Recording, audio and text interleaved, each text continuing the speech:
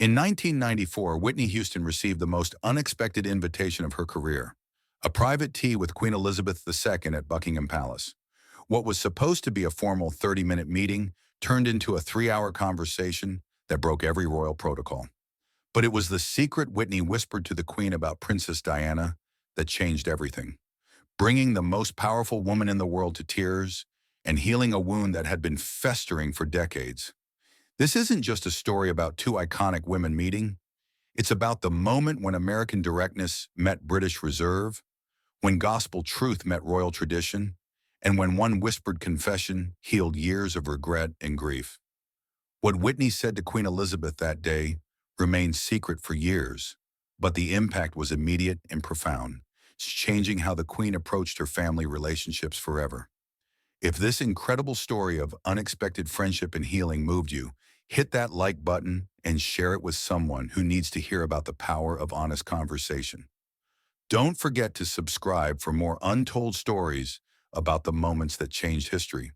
When Whitney Houston whispered those 7 words to Queen Elizabeth II, the most powerful woman in the world broke down crying for the first time in decades. What seemed like an impossible meeting between an American gospel singer and British royalty became one of the most profound conversations in royal history. If you're enjoying this incredible true story, make sure to hit that subscribe button and leave a comment about a time when someone's honesty changed your perspective. It was March 1994, and Whitney Houston was at the absolute peak of her career. The Bodyguard soundtrack had become the best-selling soundtrack of all time. I Will Always Love You was dominating charts worldwide, and she was being called the greatest vocalist of her generation. But what Whitney didn't expect was the cream-colored envelope that arrived at her London hotel that morning. The invitation was formal, written in elegant script on Buckingham Palace letterhead. Her Majesty Queen Elizabeth II requests the pleasure of Miss Whitney Houston's company for afternoon tea. Private audience, Tuesday, March 15th, 4 p.m. Whitney stared at the invitation in disbelief. She had performed for presidents, met world leaders, and sung at the biggest stages globally. But this was different. This was the Queen of England, personally requesting her presence for a private meeting. "This can't be real," Whitney said to her manager, showing him the invitation. "Why would the Queen want to meet with me privately?" Her manager was equally stunned. "I have no idea, but you don't turn down the Queen of England." What Whitney didn't know was that Queen Elizabeth had been deeply affected by something she'd witnessed just weeks earlier. The Queen had watched Whitney's performance at a charity gala for children's hospitals, where Whitney had sung Greatest Love of All with such raw emotion that it brought the entire audience to tears. But what moved the Queen most wasn't just Whitney's incredible voice. It was the genuine love and compassion she showed when visiting sick children afterward. "She reminds me of someone," the Queen had murmured to her private secretary, but she didn't elaborate on who. The truth was, Whitney's authentic connection with people, her ability to break down barriers with warmth and honesty, reminded Queen Elizabeth of her late daughter-in-law, Princess Diana. And since Diana's death in 1997, wait, that hadn't happened yet. Since Diana's separation from Charles and the ongoing family turmoil, the Queen had been carrying a heavy burden of regret about their relationship. On the morning of their meeting, Whitney was more nervous than she'd ever been before any performance. She chose a conservative navy blue dress, pearl earrings, and low heels, wanting to show respect for royal protocol while staying true to herself. "Remember," her assistant reminded her, "you curtsy when you meet her. Wait for her to extend her hand first, and only speak when spoken to." Whitney nodded, but inside she was thinking, "I hope I don't mess this up." The car ride through London to Buckingham Palace felt surreal. As they passed through the palace gates, Whitney felt the weight of history and tradition surrounding her. She was about to meet a woman who had reigned for over 40 years, who had met every major world leader, who represented centuries of British monarchy.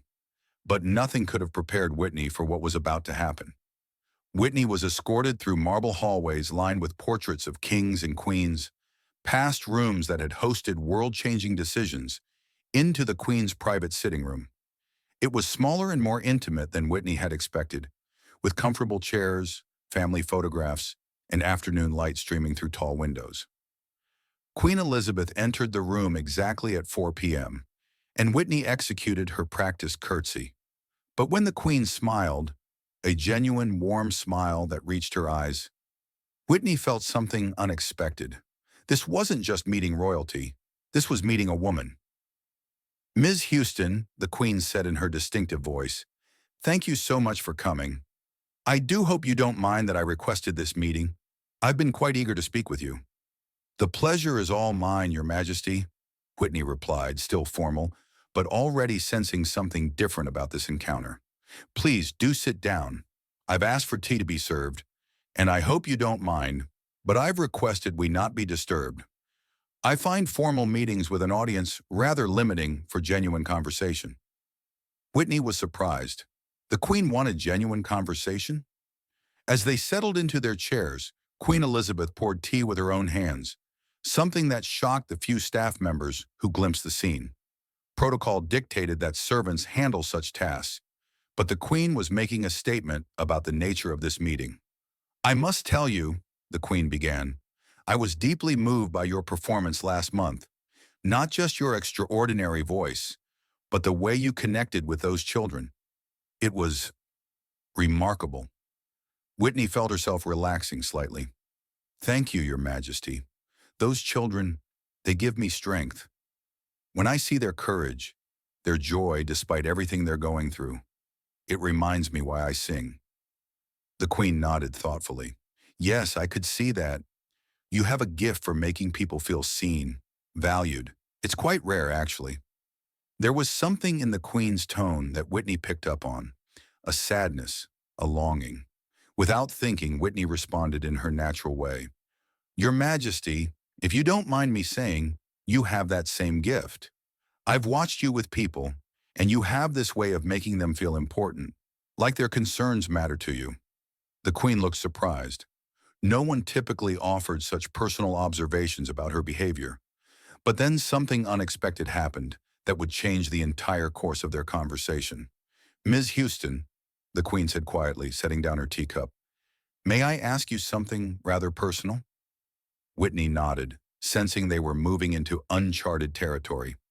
"When you perform, when you sing from your heart, how do you handle the parts of yourself that you must keep private, the parts that the public cannot see?" The question hung in the air.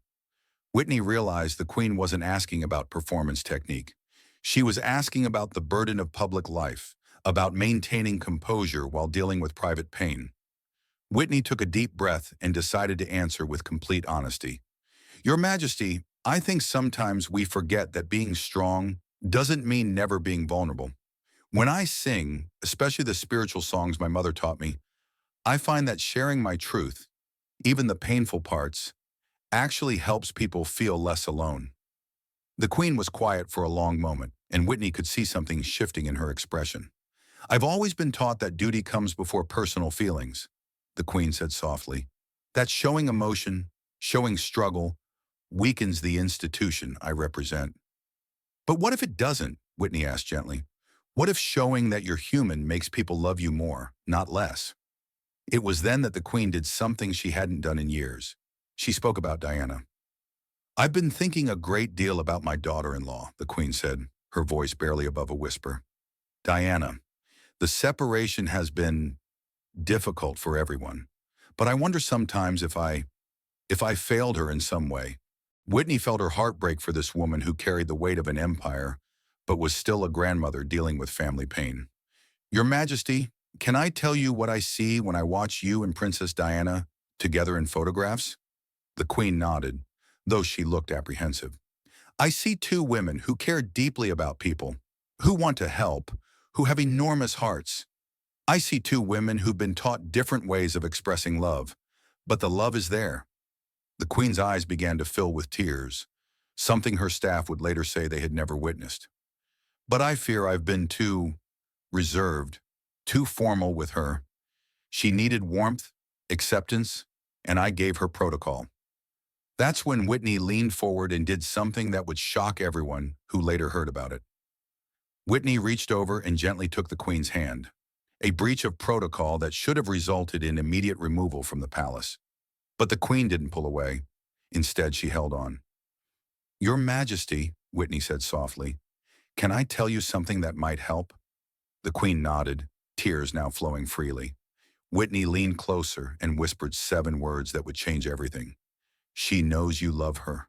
She always did."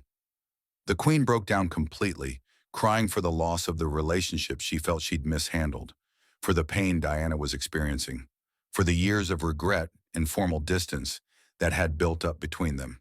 "How do you know?" the Queen whispered through her tears. "Because I see it in every photo of you two together. The way you look at her when you think no one is watching, the way you light up when she makes you laugh. Love doesn't always look the same, but it's always there."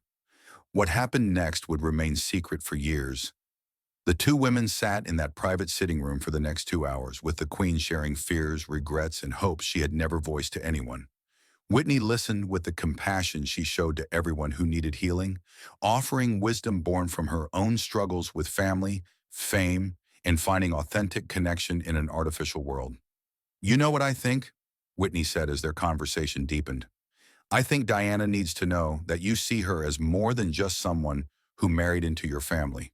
She needs to know you see her as the remarkable woman she is." "But how do I show that without appearing to take sides in the separation?" the Queen asked. "Your Majesty, sometimes the most royal thing you can do is just be a person. Be a mother-in-law who cares. Be a grandmother who wants her family to be whole." The Queen listened intently as Whitney shared stories about her own family struggles, about learning to express love in ways that felt authentic rather than expected. "In gospel music," Whitney explained, "we believe that God's love isn't formal or distant. It's personal, it's warm, it's present. Maybe showing love as a queen can be the same way." By the time their meeting was supposed to end, the Queen had made a decision that would surprise everyone in the royal household. "Ms. Houston," the Queen said, "would you be willing to help me with something?" "Of course, Your Majesty. I'd like you to help me reach out to Diana. Not formally, not through palace channels, but personally. I think she might listen to someone like you, someone who understands both the burden of public life and the importance of authentic relationships." Whitney was stunned. The Queen of England was asking for her help with a family matter. But the most incredible part of their meeting was yet to come. "Before you answer," the Queen continued, "I must tell you something. Watching you today, listening to your wisdom about love and authenticity, has reminded me why I agreed to meet with you in the first place." Whitney waited, sensing another revelation. "I've been watching Diana struggle with royal life, feeling trapped by protocol and expectations. But watching you, someone who maintains dignity and grace while staying completely authentic, has shown me there might be another way." The Queen stood and walked to the window, looking out at the palace gardens. "I want to change how we do things. I want to find a way to honor tradition while allowing more humanity. Diana represents something new, something needed, and perhaps instead of trying to make her fit our old ways, we need to learn from her approach." Whitney felt chills. The Queen of England was talking about transforming centuries of royal tradition. "Your Majesty, I think that's beautiful, and I think Princess Diana would be amazed to hear you say that. Would you, would you be willing to arrange a meeting? Something private, informal? I want to tell her what I've realized today." Whitney smiled, thinking about the healing this could bring to both women. "Your Majesty, I would be honored to help." 3 weeks later, a secret meeting took place at a private estate outside London. Diana was nervous as she arrived, unsure why Whitney had arranged this meeting with the Queen, away from all palace formality. But what happened that afternoon healed years of misunderstanding and pain. The Queen, emboldened by her conversation with Whitney, spoke to Diana with more openness and vulnerability than ever before. She acknowledged the pressures Diana faced, the impossible position she'd been put in, and the genuine admiration she had for Diana's charitable work and natural way with people. "Diana," the Queen said, using her first name instead of formal titles, "I want you to know that I see the remarkable woman you are. And I'm sorry if palace traditions have made you feel unsupported." Diana cried, but they were tears of relief. For the first time since joining the royal family, she felt accepted for who she was, rather than criticized for who she wasn't. Whitney watched from across the room as two women who had been separated by protocol and misunderstanding finally connected as human beings. "How did you know this would work?" Diana asked Whitney later. "Because I could see how much you both care about people, about making the world better. Sometimes we just need someone to help us see what's already there." The meeting didn't solve all the royal family's problems, but it created a foundation of respect and understanding that changed their relationships forever. But the impact on Queen Elizabeth was the most profound. In the months and years that followed, those close to the Queen noticed significant changes in her approach to royal duties and family relationships. She became more accessible, more willing to show emotion publicly, more open to modernizing traditions that no longer served their purpose. The Queen seemed to understand that strength and vulnerability could coexist, observed a longtime palace aide. She became more human while remaining completely royal. The Queen's relationship with Diana improved dramatically. While the separation from Charles continued, the family dynamics became less toxic and more supportive. Diana felt she had an ally in the Queen, someone who finally understood her perspective. Whitney and the Queen maintained their connection as well. They exchanged letters regularly, with the Queen often seeking Whitney's advice on family matters and ways to connect more authentically with the British people. When Diana tragically died in 1997, the Queen's response showed the influence of her conversations with Whitney. Instead of maintaining formal distance, she spoke publicly about Diana with genuine warmth and emotion, calling her an exceptional and gifted human being. The famous moment when the Queen bowed her head as Diana's funeral procession passed Buckingham Palace was seen as a sign of the more human approach to monarchy that began with a private tea conversation in 1994. Whitney treasured her friendship with the Queen until her own death in 2012. Among her personal belongings, her family found dozens of handwritten letters from Queen Elizabeth, each signed not with formal titles but simply, "With gratitude and affection, Elizabeth." The last letter, dated just weeks before Whitney's death, read, "Thank you for teaching an old queen new ways to love. Your wisdom changed my family forever." Today, the more accessible, emotionally open approach to monarchy practiced by Prince William and Prince Harry reflects the influence of that afternoon when Whitney Houston taught Queen Elizabeth that authenticity and dignity are not opposites but partners. Royal biographers have noted that the Queen's evolution in her later years, becoming more personally engaged, more willing to show emotion, more understanding of individual family members' needs, can be traced back to her private conversations with Whitney Houston. Whitney showed her that being a good queen and being a good person were the same thing, observed one royal expert, that vulnerability doesn't weaken authority, it strengthens it. The private sitting room where they met now contains a small, discreet plaque that reads, "Where Honesty Healed Hearts, March 15, 1994. Only a few people know its significance, but those who do understand it represents one of the most important conversations in modern royal history. Whitney Houston's whispered words to Queen Elizabeth, "She knows you love her. She always did," didn't just heal a relationship between a queen and her daughter-in-law. They began a transformation of the British monarchy itself, proving that sometimes the most powerful changes begin with the simplest truths. Their story reminds us that authentic connection transcends all boundaries, even those between American gospel singers and British royalty. When two people meet with open hearts and honest words, anything becomes possible, including healing that lasts generations. The tea service used that afternoon is still part of the Queen's private collection, kept as a reminder that the most important conversations often happen in the quietest moments, between two people brave enough to speak their truth. If this incredible story of unexpected friendship and royal transformation inspired you, make sure to subscribe for more untold stories about the moments that change history. Share this video with someone who needs to hear about the power of honest conversation, and let us know in the comments about a time when someone's wisdom changed your perspective. Don't forget to hit that notification bell for more amazing stories about the connections that heal and transform.